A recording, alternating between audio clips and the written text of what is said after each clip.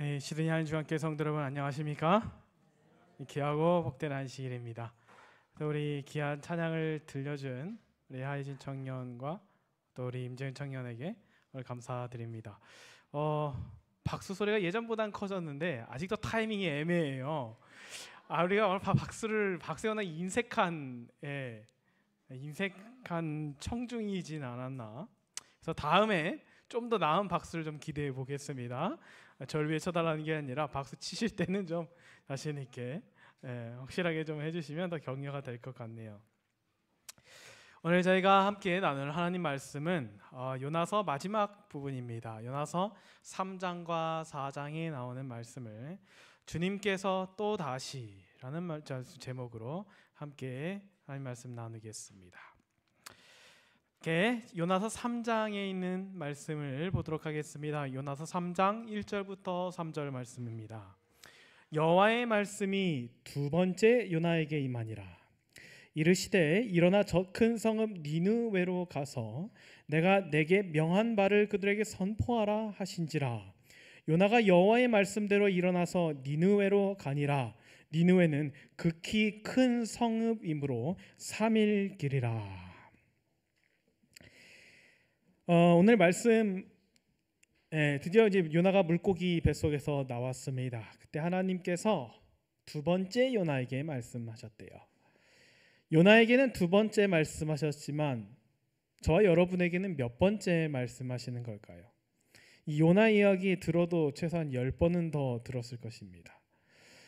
이 요나는 누구예요? 요나는 나예요. 그렇죠? 성경에서 나오는 안 좋은 건 다 납니다. 그렇게 생각하시면 돼요. 그냥 막 끔찍한 사람들 있죠? 다 나예요. 좋은 거는 다 누구예요?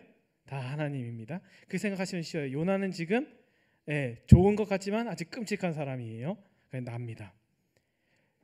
여호와의 말씀이 다시 요나에게 왔습니다. 다시 요나는 두 번째 하나님께 순종한 면에서 저보다는 나은 사람 같아요. 제가 이 말씀을 보면서 문득 생각했죠. 하나님께서 나에게는 몇 번 똑같은 이야기를 하셨을까? 여호와의 말씀이 10번째 정로에게 임하니라. 11번째 임하니라. 여러분 솔직히 한번 돌이켜 보십시오. 우리가 하나님의 말씀이 10번, 20번 와더라도 우리는 꿈쩍하지 않는 무언가가 있을 수 있습니다. 매년 임하니라 라고 해도 매년 듣지 않는 이야기가 있죠. 그게 바로 니느웨 같은 것이라는 거예요. 절대로 하나님 거기 말고는 안 됩니다라고 할 만큼 내 마음속에 포기가 안 되는 그거. 하나님 거기는 구원받아서 안 돼요. 이게 요나의 입장이었거든요. 니느웨는 아니에요. 하나님 온 세상이 다 구원받아도 니느웨는 안 됩니다. 거기는 못 갑니다. 땅끝 아프리카까지 갈게요.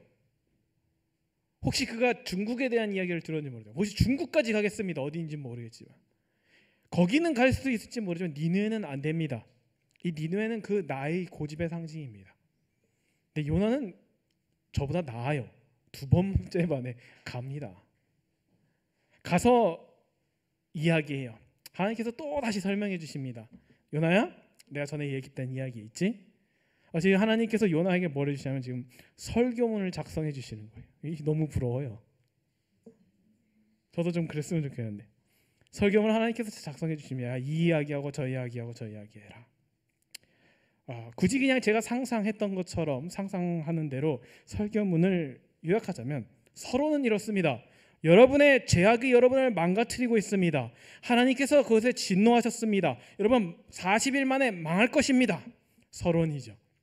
두 번째는 본론이 들어가야 됩니다. 하지만 어때요? 하지만 하나님은 당신을 사랑하십니다. 하나님은 자비로운 분이십니다. 결론은 뭐예요? 그러니 여러분 하나님께 돌아가십시오. 하던 것을 멈추고 회개하십시오. 그러면 주님께서 받아주실 것입니다. 이게 원고예요. 원 설교 본문이죠. 근데 성경에 보면요, 요나는 설교를 다 안 했습니다. 한번 읽어볼까요? 3장 4절에서 6절 말씀입니다. 요나가 그 성에 들어가며 곧 하룻길을 행하며 외쳐 가로되 40일이 지나면 니느웨가 무너지리라 하였더니 니느웨 백성이 하나님을 믿고 금식을 선포하고 물은 대소하고 굵은 배를 입은지라. 그 소문이 니느웨 왕에게 들림에 왕이 보좌에서 일어나 조복을 벗고 굵은 배로 입고 제에 앉으니라. 여러분, 요나가 지금 딱 그 전도한 거, 그 이야기한 거 딱 보면요, 뭐라고 하냐면 요나가 성에 들어갑니다. 성이 며칠 길이었어요? 엄청 커서 3일 길이에요. 근데 설교를 얼마만 해요? 하루만 합니다. 하루 길을 해요. 그 하루 길을 하는데 설교를 또 뭐만 이야기해요? 서론만 이야기해요. 니느웨가 무너지리라. 본론이랑 결론이 없어요, 설교에. 니느웨가 지금 요나가 그렇게 합니다. 이거 나중에 우리가 이 왕의 반응을 보면 그냥 바로 알 수 있어요. 3일 길인데 하루 설교했습니다. 3일을 설교해야 되는데 하루. 그것도 못해요. 거기다가 또 서론, 본론, 결론 다 해야 되는데 서로만 딸랑 이야기합니다. 3분의 1 순종한 거예요. 여러분, 이게 순종입니까? 불순종입니까? 요나가 하나님 말씀에 순종했어요? 아니면 불순종한 거예요? 요나가 왜 이렇게 했을까요? 왜 그렇게 그 물고기 뱃속에서까지 나왔는데, 방금 물고기 배에서 나온 사람 치고 상태가 너무 안 좋아요, 그죠? 방금 하나님의 구원을 경험한 사람 치고 여전히 그 상태가 좀 안 좋습니다. 그래, 이런 심리학에 이런 용어가 있어요. 확증 편향, 혹시 들어보셨습니까? 뭐 이렇게 학문적 어떤 단어로 설명하면 이렇게 깁니다. 네, 이 확증 편향은 뭐냐면 자신이 원하는 그 딱 정보를 이미 그 딱 저장해 놓고 제 기준을 확고하게 정해 놓은 다음에 거기에 맞는 것들만 듣고 거기에 맞는 것들만 받아들이는 거예요. 그래서 자기는 생각이 다른 것들은 관심도 갖지 않습니다. 근데 이 확증 편향을 좀 더 쉽게 이야기하게 된 이해할 수 있게 된 그 노래가 하나가 있었어요. 제가 우연치 않게 쇼핑센터에 들어갔다가 들은 노래인데, 노래가 다 모르겠는데 가사 딱 한 구절이 제 귀에 탁 남았습니다. 그게 뭐냐면, 그 가사가 뭐라고 얘기하냐면, 들리는 대로 믿기 싫어서 믿고 싶은 대로 듣기 시작해라는 그런 구절이었어요. 근데 여러분, 딱 지금 요나가 그래요. 요나는 하나님 말씀을 들리는 대로 믿고 싶지 않아요. 그 마음이 이미 요나의 마음은 그렇게 되어버렸습니다. 니느웨는 뭐예요? 멸망해야 돼요. 거기는 망해야 하는 곳입니다. 그러니 하나님께서 설교문을 던져주시더라도 하나님께서 그렇게 이야기하셔. 하나님께서 얼마나 자비롭고 은혜롭게 이야기를 하셨겠어요. 요나야, 막 설교만 들어도 막 사랑이 느껴집니다. 하나님께서 전해주시는 말씀을 들으면 막 사랑이 느껴져요. 근데 요나는 그 사랑을 하나도 기억 못해요. 니느웨를 향한 하나님의 그 마음을 기억하는 게 없습니다. 왜요? 이미 결심이 내렸어요. 확증 편향입니다. 자기가 듣는 대로 믿고 싶지 않아요. 그래서 뭐 돼요? 믿고 싶은 대로 듣기 시작합니다. 자기는 니느웨가 멸망해야 되기 때문에 하나님께서 하신 말씀 중에 기억 남는 건 딱 하나예요. 뭐예요? 40일 지나면 망하리라 이거죠. 그게 머릿속에 기억 속에 설교문이 있었을지 모르지만 적어도 그의 마음속에는 그게 남아있지 않았습니다. 마음속에는 딱 그거예요. 저게 뭐예요? 40일 동안 40일 지나면 망해야 한다는 것이죠. 요즘에 그런 용어를 사용하죠. 답정너라고 들어보셨습니까? 답정너. 답은 정해져 있고 너는 답하기만 하면 돼. 딱 그거예요. 내 마음속엔 정해졌어요. 하나님, 요 니느웨가 망하는 걸로 해요. 그러니 하나님은 그냥 저에게 맞추시기만 하면 됩니다. 그냥 답정하죠. 답은 내가 정했으니 하나님은 그냥 나에게 맞추세요. 니느웨를 굉장히 어떻게 보면 요나는 그걸 몸소 겪었던 사람이에요. 우리가 지금 요나를 이렇게 이야기하지만, 제가 이렇게 이야기하지만 결코 저는 그럴 자격이 없습니다. 니느웨는 그걸 겪었던 사람이에요. 어쩌면 요나는 그 니느웨 사람들에게, 아시리아 사람들에게 가족을 잃었을 수도 있습니다. 그의 몸이 다쳤을 수도 있고, 그가 사랑하는 그 이웃들과 친구들이 전쟁터에서 그 포로로 끌려가고 그들이 돌아오지 못하고 그들이 당한 이야기와 이런 것들을 다 들어서 어쩌면 우리가 생각하는 것 이상으로 이 니느웨에 대한 굉장한 트라우마를 갖고 있을 것입니다. 분명 그럴 것이죠. 그렇기 때문에 어쩌면 이렇게 생각하고 느끼는 것이 우리가 그냥 이렇게 지금 제가 이렇게 말씀드리는 것처럼 이렇게 가볍고 쉬운 문제는 결코 아닐 거예요. 하지만 어쨌든 그의 마음속에 이 니느웨는 그렇게 확증 편향이 되어 버렸습니다. 그래서 객관성을 잃어요. 적어도 하나님의 사람이라면 그러면 안 됐는데 선지자가 객관성을 잃고 주관적인 판단만 내립니다. 그래서 니느웨는 멸망해야 된다. 그 이유가 무엇이냐면 그들의 하나님께서 요나서 1장에 말씀하셨어요. 그들의 악이 내 앞에 상달되었기 때문에 내가 보기에 그들이 악하기 때문에 그들을 멸할 것이다. 이것이 이유인데 지금 요나에게 있어서의 그 니느웨가 멸망해야 되는 이유는 그들의 악이 하나님 앞에 상달되었기 때문이 아니라 자신들을 괴롭히기 때문입니다. 다 드러나는 양상은 같아요. 그렇죠? 맞아요. 괴롭힘 당하는 사람이 이스라엘 사람들입니다. 하지만 본질적으로 굉장히 다른 판단을 내리는 거예요. 하나님 앞에 죄악이 있기 때문에 그들이 멸망하는 것이 아니라 나를 괴롭히는 자들이기 때문에 멸망해야 되는 거예요. 뭔가 관점이 다른 걸 아시겠죠? 그 말은 무엇이면 만약에 아시리아가 이스라엘만 빼고 다른 민족을 괴롭혔다면 요나에게는 그렇게 니느웨를 미워할 만한 이유가 없다는 것입니다. 백성들은 그럴 수 있죠. 하지만 하나님의 사람은 아니에요. 적어도 선지자라면 뭘 갖고 있어요?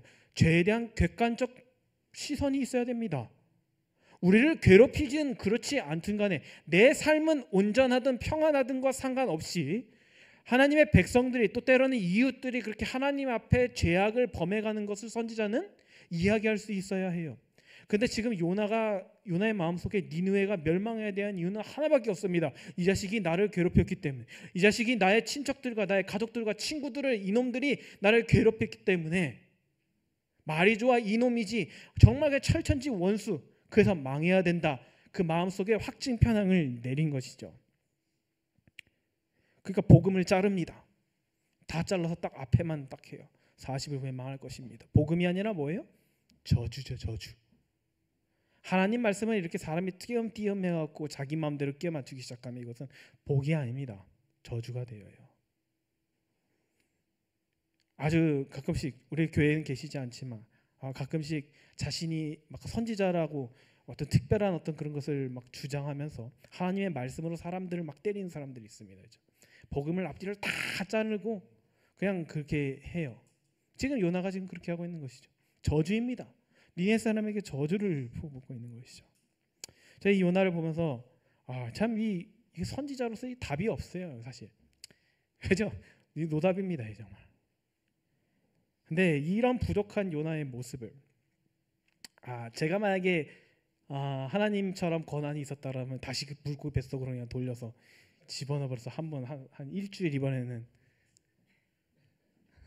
근데 하나님께서는 그렇게 하시지 않아요. 하나님께서는 그냥 그의 사역을 사용하십니다. 그 개떡같이 말해도 사람들이 어떻게 알아들어요? 찰떡같이 알아들어요. 망한다고 했는데 회개합니다. 그러면서 이제 이렇게 그 왕이 이야기하죠. 조서를 내려요. 니느웨 선포해요. 가로되 사람이나 짐승이나 소떼나 양떼나 아무것도 입에 대지 말지니 곧 먹지도 말 것이요 물도 마시지 말 것이며 사람이든지 짐승이든지 다 굵은 배를 입을 것이요 힘써 여호와께 부르짖을 것이며 각기 악한 길과 손으로 행한 강포에서 떠날 것이라. 하나님이 혹시 뜻을 돌이키고 그 진노를 그치사 우리로 멸망치 않게 하시리라. 그렇지 않은 줄을 누가 알겠느냐. 이게 지금 니네 왕이 이야기한 거예요. 니네 왕이 지금 뭐 하냐면 이렇게 하면서도 사실 확신이 없어요. 왜요? 혹시 이 말은 요나가 이야기해 주지 않았다는 거예요. 하나님께서 선지자를 통하여 보내시는 약속은 혹시가 없습니다. 너희들은 죄악 가운데 있다. 그러나 주님께 돌아오면 주님께서 어떻게 하실 것이다요? 받으실 것이다 라는 거예요. 명확하게 나와 있습니다. 이렇게 열심히 좀 회개하는 걸 해봐라. 그러면 혹시 하나님께서 이건 세상의 논리예요. 세상 신의 논리. 그래서 지금 니느웨 왕이 할 수 있는 최대치가 이겁니다. 본인들은 이미 늦었다고 생각하고 혹시 그 이스라엘의 신이 우리의 분노를 거둘 수 있지 않을까?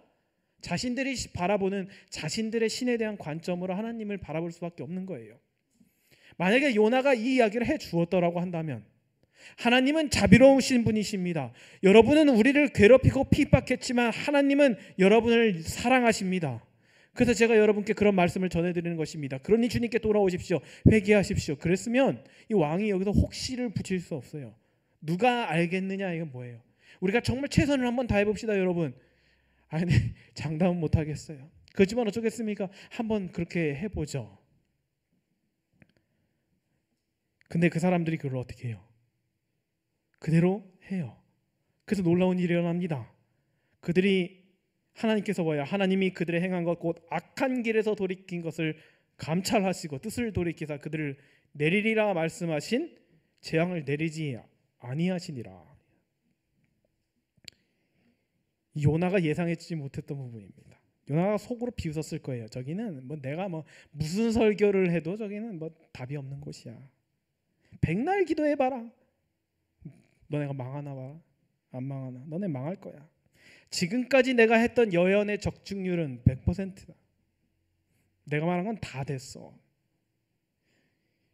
이 요나는 지금 니느웨가 망하기를 바라는 그 확증 편향된 그 마음을 가지고 하나님께서 전하라는 소식을 3분의 1 토막을 내갖고 그렇게 전하고, 그 다음에 지금 그들이 이렇게 하는 행위를 완전히 비웃고 있습니다. 회개하는 사람들의 행동을 비웃어요, 선지자가. 그러면서 못해요? 그러면서 딱 저기다가 텐트 같은 거 하나 딱 쳐놓고 40일 후에 망하는 거 구경하려고 딱 직관하려고, 그죠? 지금 그러고 있는 것이죠. 선지자와 왕 271페이지에는 그때 요나의 심리를 이렇게 설명합니다. 그는 자신이 거짓 선지자로 역임을 받을 가능성에 대하여 골똘히 생각하게 되었다. 자신의 평판에 눈이 멀어 그는 그 불쌍한 도시에 있는 영혼들의 무한히 큰 가치를 보지 못했다. 아까 제가 말씀드린 표현을 사용하자면, 그는 자기의 예언 적중률이 100%에서 99%가 되는 거에 고민에 빠지게 됩니다. 이건 틀린 거예요. 그러면서 그것이 되지 않았던 것에 어떻게 해요? 분노합니다. 정말 노답이죠, 노답. 답이 없어요. 근데 제가 이 요나를 읽으면서 계속 스스로 제가 대입하는 거 뭐예요? 나쁜 거는 다 누구라고요? 나다. 그렇죠?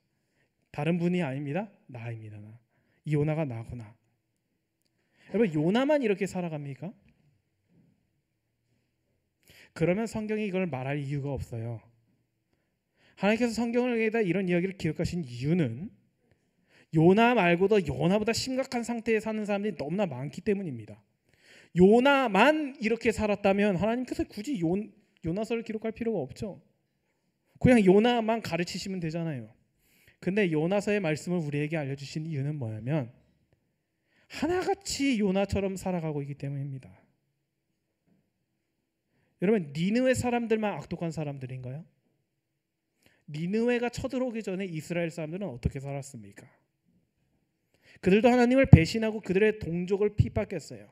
가난한 사람들의 것을 빼앗고 어려운 사람을 돌보지 않고, 하나님께서 분명히 거짓 증거하지 말라고 하셨는데 법정에 나가서 자기가 유리한 증인들을 사서 거짓 증거하게 만들어서 판사들을 매수하고, 그래서 어려운 사람들 그리고 불쌍한 사람 피해자들을 더 억울하게 만들고, 그게 다 성경에 나와 있는 이스라엘 백성들의 죄의 기록들입니다. 근데 요나의 예상을 깨고 하나님께서 이들을 용서하셨어요. 요나는 졸지에 거짓 선지자가 되어버렸습니다. 자기가 자초한 일이에요.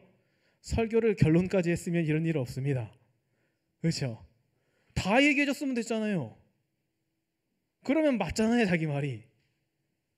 근데 이게 확증 편향된, 즉 자기의 신념, 하나님께서 마음속에 주신 믿음으로 살아가는 것이 아니라 내가 가진 자기의 신념으로 살아가는 사람의 모습입니다. 니느웨 왕의 조서가 그렇게 딱 이야기해 주는 것이죠. 이제 후반부로 한번 넘어가 보겠습니다. 4장으로 넘어가면요, 요나가 그 하나님께서 내린 결지심을 보고 심히 싫어하고 노했다라고 이야기하는데, 그래서 이 싫어하고 싫어했다라는 게 히브리 원어에 보면 악이라는 단어를 써요. 악.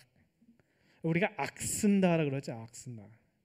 그 악이 그냥 막 이렇게 그 무슨 의지를 나타내는 것이 아니라 그냥 요나의 마음속에 말 그대로 뭐야? 악이 악 그 자체가 생긴 것입니다. 분노가 어느 전에 심히 싫어하고 노아, 이건 성경에서 뭐 더 이상 표현할 수가 없습니다. 근데 뭐 우리도 감정을 다 표현할 수 없죠. 근데 그냥 뭐 화가 나고 불쾌했다 수준이 아니에요. 심히 싫어하고 노아, 이거는 용납될 수가 없는 거예요. 정말 무섭습니다. 그래서 하나님 앞에서 난 이거 못 받아들입니다라고 그냥 단도직입적으로 이야기해요. 노골적으로. 그러면서 뭐라고 이야기하냐면 여호와께 기도하여가 그 와중에 기도는 또 해요. 근데 기도가 아니죠. 내가 고국에 있을 때 이러하겠다고 말씀하지 아니하셨나이까. 하나님이 거기 멸망시킨다며요. 하나님이 그 말씀하셨잖아요 라고 지금 따져 묻는 거예요. 그래서 내가 빨리 다시스로 도망하셨어 하니, 이거 아주 웃긴 사람입니다. 아무 관계없는데 그냥 하나님한테 핑계를 대면서 어쨌든 나는 그게 마음에 안 들어서 도망했습니다. 그랬는데 주께서는 뭐예요? 은혜로우시며 자비로우시며 노하기를 더디하시며 은혜가 크시사 뜻을 돌이켜 재앙을 내리지 아니하시는 하나님인 줄 내가 알았음이니이다. 이야기를 아시겠어요? 이게 지금 하나님 높이는 이야기예요? 아니에요. 이거 하나님 자기 소개하실 때 하는 거거든요. 그분이 스스로를 소개하실 때 나는 은혜롭고 자비롭고 노하기를 더디하는 이거 인자가 많은 여호와로라. 그걸 지금 비꼬는 것입니다. 하나님이 분명히 내가 이렇게 이야기하는 거, 요나가 하나님이 그때 니네 망한다라고 했잖아요. 근데 제가 왜 다시스로 도망간 줄 알아요? 왜냐하면 하나님은 하도 자비로워갖고 그 이야기가 안 이루어질 것 같아서 불안해갖고 내가 도망간 거예요. 지금 이 이야기를 하는 거예요. 하나님 앞에서. 근데 이 정도면 좀 건방져 보입니까? 대화가? 즉 그 얘기하는 거에 지금 굉장히 부드럽고 신사적으로 기록했지만 하나님께 그거 따지는 것입니다. 내가 알았어요 하나님. 그럴 줄 알았어요 제가. 그럼 그렇죠 하나님. 그러니까 하나님의 자비로우심을 지금 비꼬고 있어요. 그분의 사랑을 지금 자기의 어떤 뭐예요? 그냥 자기가 지금 물고기 뱃속에서 그분의 구원하신 그분의 사랑과 자비와 용서를 경험했음에도 불구하고 뭐 돼요? 하나님의 그런 품성을 지금 비꼬고 있습니다. 네, 그럴 줄 알았습니다 하나님. 하도 그래요. 그러니까 그렇게 사랑하시니까 뭐 이렇게 대쪽같이 이것도 못하시고 매일 이렇게 질질 끄시는 거죠라고 지금 하나님을 비꼬고 있는 것입니다. 하나님 선지자가 말이죠. 그러면서 뭐라고 붙여요? 이것만 보면서 내가 정말 어떤 말을 주님께 뱉고 살아가는가. 이게 제가 한 이야기입니다. 여러분이 하신 이야기에 주님께 뭐라고 이야기해요? 내 생명을 취하소서. 죽는 것이 내게 나음이니이다. 죽이세요. 왜 살려갖고 나한테 이 고생을 시키십니까? 그냥 죽이시죠. 자신의 모든 것을 내어주신 주님 앞에서 무엇해요? 하나님께서 자신을 구하 살리시기 위하여 내어주신 것이 무엇인지 알면서도 지금 이야기를 하는 것입니다. 여러분, 우리에게는 이러한 태도가 혹시 없나요? 하나님께서 아버지께서 그 아들 하나님을 이 세상에 보내셔서 우리를 구원하셨다라고 이야기하면서도 그걸 알면서도 무엇하냐면 몰라요 나는 그냥 죽을랍니다. 이렇게 살 바에는 별 필요 없습니다. 지금 그렇게 이야기하는 것이죠. 근데 하나님께서는 정말 자비롭고 은혜롭고 노하기를 더디하는, 제 마음 같아서는 진짜 물고기가 아니라 그냥 정말 바닷속에 다시 집어넣고 싶을 만큼 괘씸한데 하나님은 그냥 물으십니다. 여호와께서 이르시되 너희 성냄이 어찌 합당하냐. 저는 이 하나님의 이 대화를 보면서, 요나 대화를 보면서 정말 주님은 부드러우신 분이시구나. 이렇게 말도 안 되는 걸로 주님을 흠집내고 주님께 따지고 드는 사람에게 하나님은 그의 수준에 맞춰 하지만 그와 같지 않은 방법으로 그를 대하십니다. 너의 성냄이 어찌 확담하냐. 왜 그래? 이러신 거죠. 왜 그렇게 화를 내?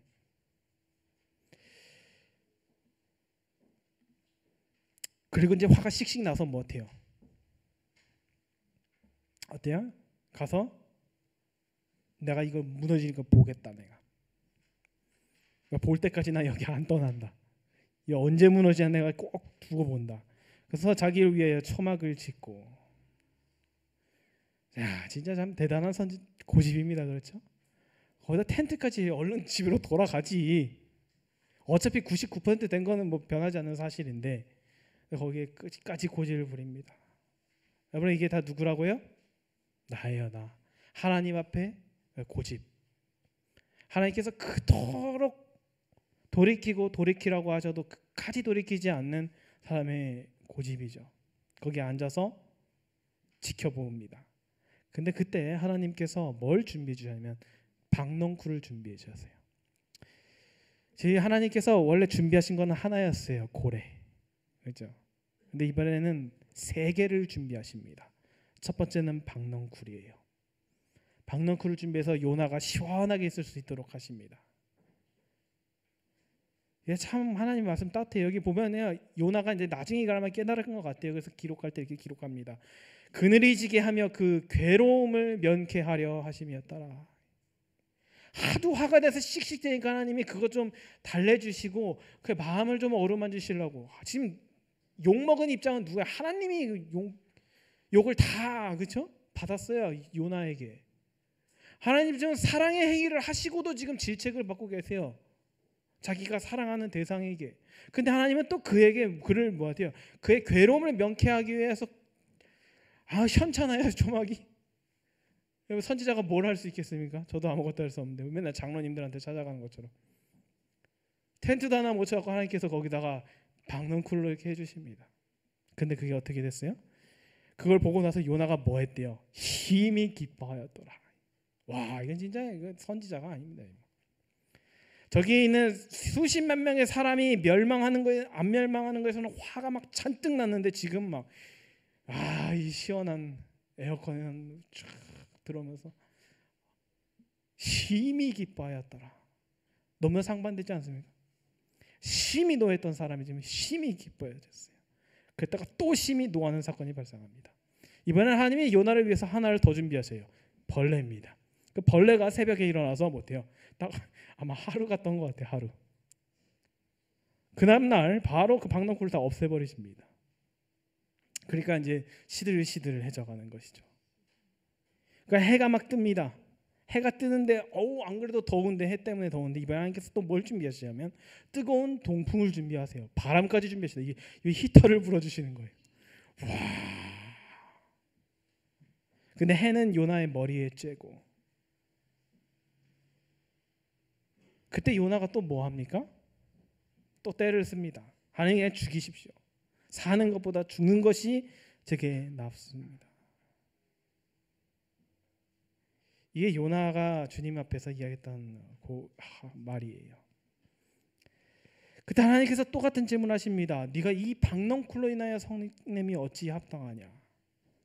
너 진짜 이것 때문에 또 그렇게 화가 난 거야? 그랬더니 이번엔 더해요. 더 나갑니다. 뭐야? 성내어 죽기까지 할지라도 합당하나이다. 가관이에요, 그지? 말하는 게 정말 대단합니다. 그때 하나님께서 요나에게 이야기하셔요. 여호와께서 가라사대 네가 수고도 아니하였고 배양도 아니하였고 하룻밤에 났다가 하룻밤에 망한 이 박넝쿨을 네가 아꼈거든. 하물며 이 큰 성읍 니느웨에는 좌우를 분별치 못한 자가 12만 명이요 육축도 많이 있나니 내가 아끼는 것이 어찌 합당치 아니하냐. 이게 요나서의 마지막입니다. 하나님께서 이렇게 질문하셨고 요나는 대답을 기록하지 않았어요. 어쩌면 요나는 그의 삶에서 이 답을 계속 찾아가는지 모르겠습니다. 합당치 아니하냐. 요나가 하나님 마음을 이해하지 못해요. 전혀 모릅니다.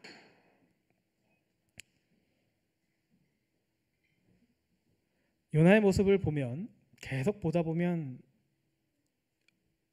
우리가 이 말씀을 묵상하다 보면 저도 그렇고 여러분도 그렇고 우리가 얼마나 주님 앞에서 고집스럽고 주님 앞에서 얼마나 주님의 마음도 모른 채로 멋대로 이야기하고 멋대로 생각하고 결정 내리는지를 발견할 수 있습니다.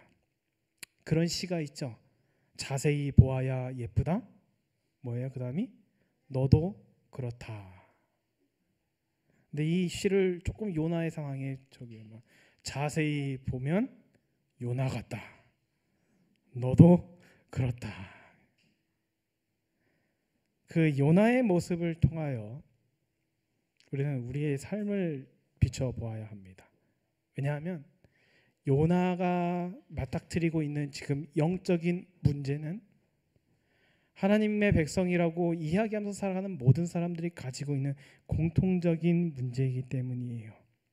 하나님의 사랑, 하나님은 사랑이시다. 하나님은 뭐 위대한 주이시다, 창조주이시다, 온갖 수식어를 다 붙여서 사람이 나름 찬양하며 경배하며 살아가는 것 같지만 하나님의 마음을 모르는 사람이 하나님의 말씀을 들을 때 늘 나타나는 것은 뭐냐면 하나님의 마음은 전혀 이해하지 못하고 자꾸 하나님의 간섭하시는 것처럼 느껴진다라고 하는 것이에요.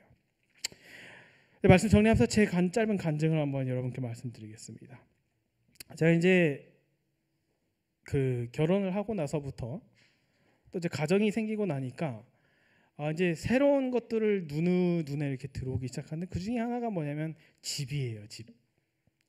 뭔가 가정이 이제 사람이 원래 혼자 살다가 둘이 되었고 이제 결혼도 했으니 부모님도 한 번씩 오셔야 하고 뭐 손님이 올 수도 있고 뭐 이럴 때 뭔가 이렇게 내어줄 수 있는 방도 좀 필요할 것 같고 또 설교 준비를 할 수 있는 서재도 좀 있어야 될 것 같고 뭐 여러 가지 공간들이 좀 있었으면 좋겠다라는 욕심이 제 마음속에 조금씩 생기기 시작했습니다. 근데 여러분 아시는 것처럼 이 시드니의 집값은 뭐 사기를 엄두내기도 어려운 거고 또 렌트비도 굉장히 비싸요. 제가 이제 막 불평 막 했습니다. 맨날 보면서 이거 왜 이렇게 비싸? 왜 이렇게 비싸? 왜 이렇게 비싸?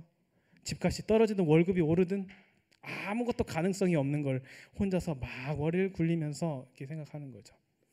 그러면서 이제 이렇게 아내랑 이렇게 산책할 때마다 종종 제가 이야기를 합니다. 저 집 멋지지 않냐고. 그런 것들이 제 눈에 들어와요. 근데 제가 말씀을 읽다가 하나님께 주신 10계명 여러분 기억하시죠? 10계명 제일 마지막 계명이 무엇입니까? 내 이웃의 소유를 탐내지 말지어다. 제가 말씀을 그 10계명 곰곰이 읽어보니까 모든 계명들은 다 무엇하냐면 내 행동에 대한 것들이에요. 살인하지 말라, 간음하지 말라. 그렇죠? 물론 마음이 연결되어 있지만 근데 가장 교묘한 죄된 마음이 있는데 뭐냐면 그게 탐내지 말지니라 그 계명이 뭐예요? 이건 몰라요. 얼마나 그것을 탐하는지는 나만 압니다. 하나님만 아시죠. 근데 내가 생각했어요. 왜 하나님께서 이거를 이야기하셨을까? 제가 그 말씀을 읽으면서 처음에는 되게 하나님이 간섭하는 것 같아요. 하나님 그럼 좀 집을 갖고 싶은 마음 그거 잘못입니까? 좀 편안한 곳에 사는 것이 그렇게 큰 잘못인가요? 그걸 기대하는 게 그렇게 잘못된 것입니까? 네, 여러분 하나님 말씀, 하나님의 마음을 이해하지 못하고 일난 그 말씀에 제 눈은 저는 평생 동안 그 말씀을 그렇게 받아들여 왔어요. 그러니까 뭘 보면 욕심이 나면 또 죄졌네, 또 이 욕심쟁이, 탐심은 또 열째 계명을 범했네. 근데 여러분 하나님께서 진짜 그걸 왜 주셨을까요? 그 우리 마음까지 간섭하시려고요? 뭘 원하는 것마저도 못하게 하시려고요? 그거는 되게 하나님을 모르는 사람이 하는 이야기더라고요. 하나님께서 마지막 계명에 탐내지 말지어다라고 기록하신 것은 뭐냐면 우리 마음인 거예요. 왜? 내가 누군데? 누구예요? 하나님께서 내 아버지예요. 근데 여러분 아시겠지만 여기 있는 어린이들이 우리 예림이가 집 걱정합니까? 자기가 어디 살아야 할지 고민해요? 이사를 언제 가야 할지? 그건 누가 하는 거예요? 김창할 지사님이 하시는 거죠. 그건 누가 준비하시는 겁니까? 아버지가 하시는 거예요. 그래서 제가 이 말씀을 딱 읽으면서 하나님께서는 그분의 계명에 그분의 마음을 두신 거예요. 탐내지 말지라. 왜? 굳이 탐내? 그건 내가 할 건데. 그래서 하나님께서 거기에 나열을 쭉 하십니다. 내 눈에 보기 좋은 것들, 집을 탐내지 말지어다, 아내를 탐내지 말지어다, 소유를 탐내지, 동물도 탐내지 말고 종도 탐내지 말고. 그 말은 무엇이냐면 내 삶에 필요한 것은 다 내가 아버지인데 내가 다 준비할 건데 너는 왜 그거를 자꾸 바라고 그것을 탐내니? 라고 하는 거예요. 제가 그 말씀을 깨달으면서 이 요나의 입장이 제가 확 드러나게 되더라고요. 하나님의 마음을 전혀 모릅니다. 하나님은 아버지로서 나한테 그것을 주셨는데, 아버지로서 그 계명을 주셨는데 나는 자꾸 무서워서 그걸 어떻게 받아들이냐면 하나님 마음은 하나도 모른 채 그걸 제 삶의 간섭이자 꼭 마치 나를 죄인으로 만드는 어떤 기준처럼 제가 그거를 생각하고 있는 모습을 제가 발견하게 되었더라고요. 여러분, 지금 요나와 제가 그게 다를 바가 없었습니다. 혹시 여러분은 어떠십니까?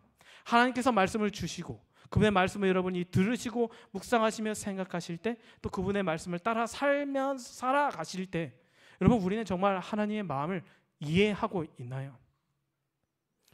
하나님이 멸망하겠다라는 말씀에 그 마음에는 내가 그들을 구원하겠다라는 마음이 들어있다는 거 여러분 정말 우리는 알고 있습니까? 아니면 우리가 듣고 싶은 것, 그것만 듣는 확증 편향된 마음으로 살아가고 있지는 않아요. 오늘 말씀 제목 마지막 요나서의 이야기, 주님께서 또다시, 주님께서 우리에게 한 번, 두 번, 세 번, 네 번, 하나님 주님께서는 끊임없이 우리를 이야기하시고 우리를 설득시키셔요. 왜 자꾸 설득시키려고 하는 줄 아세요? 우리를 아들, 딸 만들어 보려고. 아버지께서 준비하시고 아버지께서 공급하시는 걸 고민하지 않도록 좀 만들어 보시기 위해서 하나님께서는 우리에게 계속해서 찾아오시는 것입니다. 오늘 말씀 통해서 다시 한번 주님께서 또다시 again and again 계속해서 우리의 말씀 속에 그분의 뜻을 전하시려고 하는 하나님의 뜻을 여러분 꼭 깨닫고 이해하시고 공감하실 수 있는 저와 여러분이 되시길 간절히 소망합니다. 우리 주님께서 우리의 아버지 되시는 것을 우리의 삶에 한번 확인하고 증명했으면 좋겠어요. 이 말씀이 왜 중요하냐면, 왜 우리가 그분의 자녀고 우리에게 아버지가 되는 것이 우리 오늘날 살아가는 우리에게 중요하냐면, 계시록 14장 1절에 이렇게 말씀하셨습니다. 또 내가 보니 어린 양이 시온산에 섰고 그와 함께 14만 4천이 섰는데 그 이마에 뭐가 기록되어 있어요? 어린 양의 이름과 그 다음에 뭐요? 그 아버지의 이름을 쓴 것이 또다. 누구 이름이 써있다고요? 이마에 내 아버지의 이름이 써있다라는 것입니다. 그래서 하나님이 우리를 자녀 삼으셨다는 것은 단지 그냥 우리를 입양했다, 우리를 키워주신다 이 수준이 아니라는 거예요. 뭐가 써있어요? 14만 4천인 아버지의 이름이 써있어요. 가장 큰 형 예수님 이름과 아버지 이름이 써있는 사람이 14만 4천이라고 마지막 때 요한계시록이라는 말씀 동안에 분명히 말씀하시는 것입니다. 우리 아버지 마음, 그것을 또다시